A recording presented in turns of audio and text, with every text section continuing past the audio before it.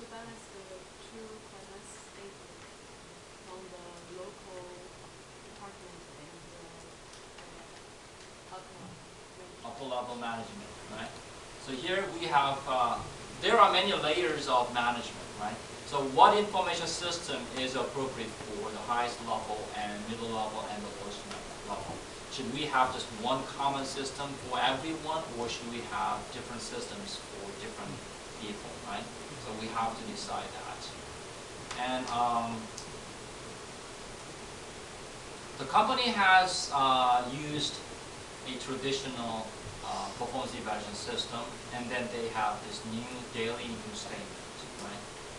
And we are asked to compare these two systems and then finally decide what kind of information system they should have for the company, right?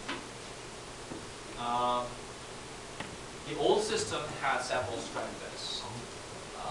It had 5 variances, so they identified the sources of variation, the differences between actual and our budget.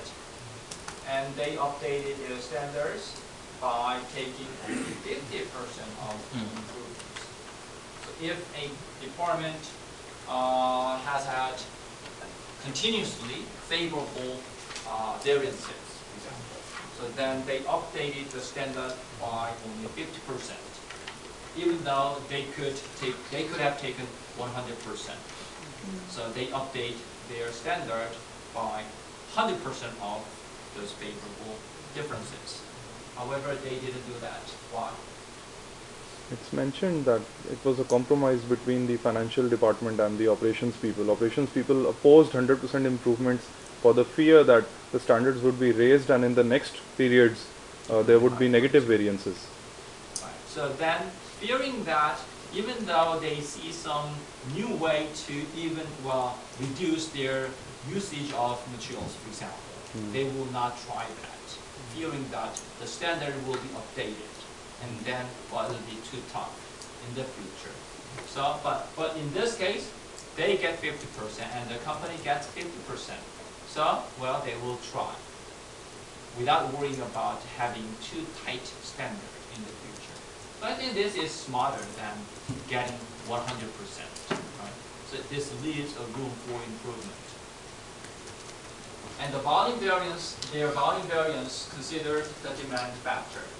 So if the company produced more than expected, the typical approach was, okay, you utilized our facility better, more effectively, so we attach favorable sign to that overproduction. However, if the overproduction was not justified by stronger than expected demand, so then there will be no favorable sign. So overproduction will be considered favorable only if there was a stronger than expected demand. Underproduction is usually penalized. It is considered unfavorable. However, if that was due to the demand factor, the demand was weaker than expected. That's why you didn't produce up to the expected level. So then you will not be penalized. Right? So their volume variance was interpreted very carefully. And the old system was useful for senior managers to get a sense of the long-term trends in operating performance. Big picture in the long term, that was useful. However, it was too aggregate. So 4 weeks of data were combined. So therefore, if some batches had favorable variances, others had unfavorable variances. However, these variances are significant and they need your attention. 4 weeks data combined, these will offset each other and you will not catch what happened.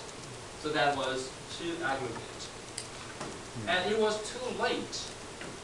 And it was available almost 6 weeks later. If something happens on the first day of a month, and then the result will be reported next month, possibly 6 weeks later. So then, you might ask, what if the same old report is prepared every day?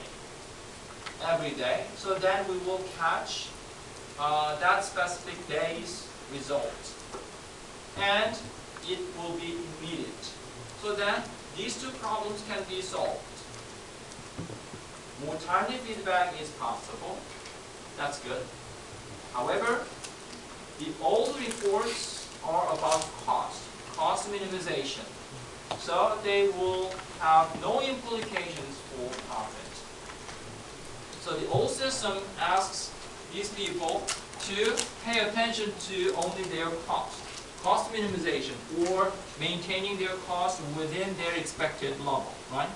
However, they could not make decisions that will improve the profit.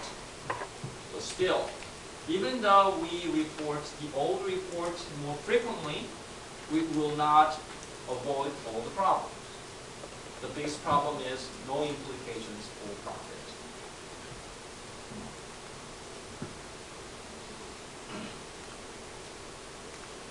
All right, the daily income statement. Professor, Yes. I think there was one more weakness in the old system. If the production managers or the workers had a choice between saving $5 versus $10, the old system would encourage them to save $10 even if that choice led to a smaller increase in the profit.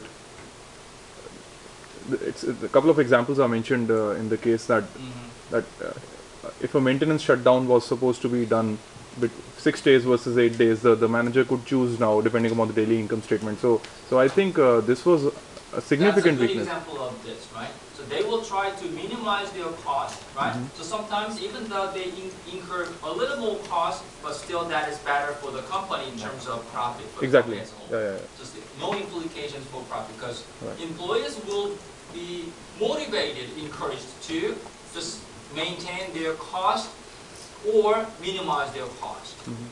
Even though if they know that if I spend just $10 more today, right? So then my cost actual will be higher than expected. However, the profit for the company could be much larger, right?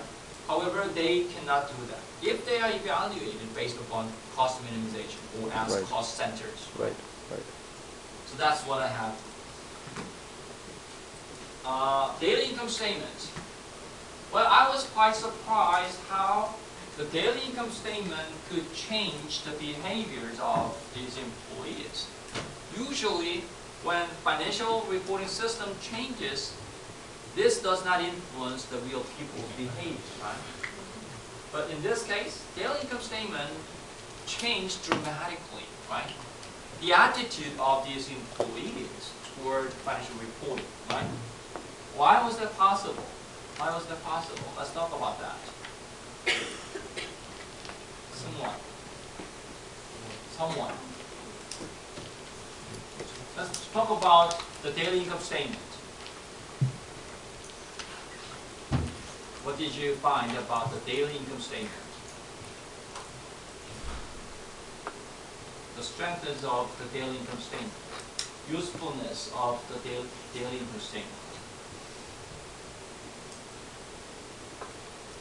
What did you find?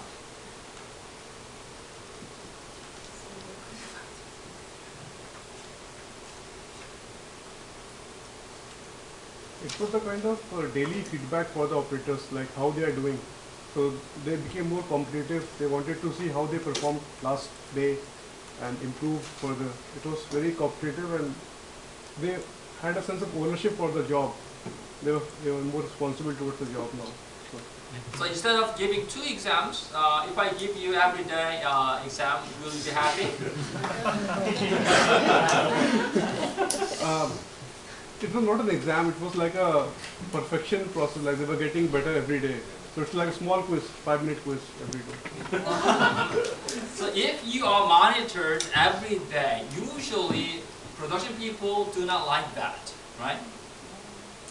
But now they were able to take decisions on their own because of they could check where they went wrong or where was the fault in the process. Previously they get to know after 1 month or 6 weeks, but now they know it every other day that what went wrong. So they know it, however, others will also have access to this daily income statement. Professor, in my opinion, although it's not appreciated that much in the case, the promise that they would get a new kitchen was the driving factor why the workers and gave so much importance to the daily income statement. If there was no incentive to profit maximization using the daily income statement, in my opinion, the workers would least bother if the daily profit was going down. The case does not appreciate this incentive so much, but I think this was the link between why the workers were so bothered about, although the case mentions behavioral reasons, that like they had some sense of ownership, they were very happy to see the financial figures, but there's no appreciation of the incentive that pushed them to look at the daily income statement and try to maximize the profits. So these guys must really recognize the value of new kitchen. Probably no, the kitchen is just They are like, strongly motivated by this new kitchen. I think in the absence of an incentive, why would they try to maximize the profit? Just because of psychological reasons that they can see the profits now, so they will try to maximize it. If that were the case, everybody in the world would try to maximize profits because they could see the financial figures. So magic formula is new kitchen. Okay. This seems to work, right? So, and what is the cost of installing a new kitchen for the company? What's the cost of that incentive system? Very little. Very little. Very right? little. But anyway, what these guys love new kitchens, so this is magic formula, right? And it doesn't cost a lot, right? In tandem with supplying them financial information.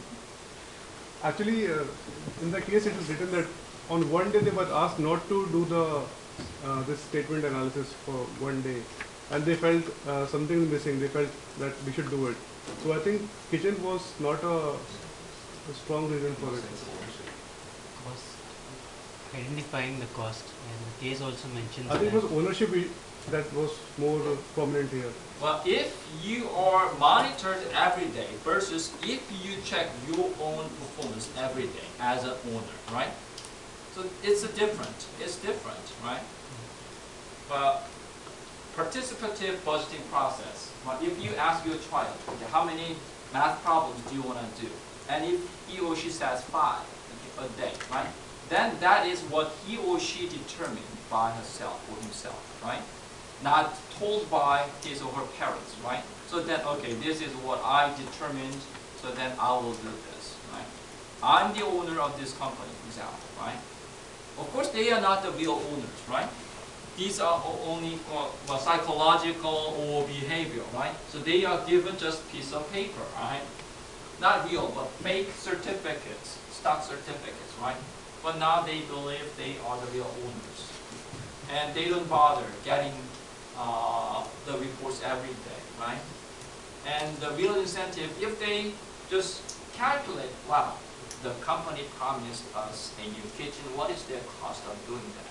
Only $6,000, and they are trying to influence my behavior with only $6,000. Their behavior, their attitude was not like that, right? They truly wanted to know the results of operation of the previous day, right? It was really magic.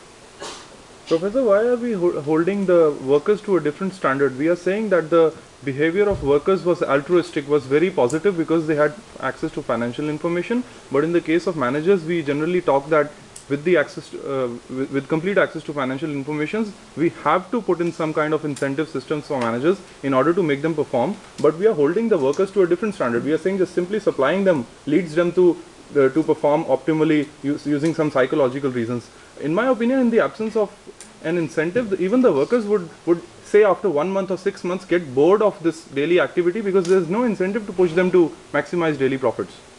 I'm not saying that workers are totally ignorant of this incentive system, but what I'm saying is there was an incentive system, right? However, the cost of that incentive system was surprisingly small, right? These workers, how should we view these workers? Are these workers for-profit organization or non-profit organization?